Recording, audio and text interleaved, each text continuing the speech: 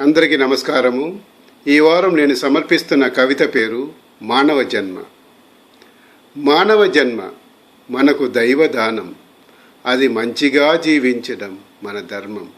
అందుకే ఇవ్వండి ఇవ్వండి మనుషులకు కొంత సహాయం, జీవరాశులకు కొంత భోజనం, పావురాలకు కొంత ధాన్యం, సేవా సంఘాలకు కొంత విరాళం.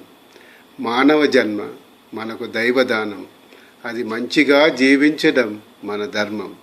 అందుకే ఇవ్వండి ఇవ్వండి బీదవారికి కొంత దానం, విద్యార్థులకు కొంత ప్రోత్సాహం, తల్లిదండ్రులకు కొంత సంతోషం, మనుషులకు కొంత వివేకం. మానవ జన్మ మనకు దైవదానం, అది మంచిగా జీవించడం మన ధర్మం. ధన్యవాదములు. సమాప్తం.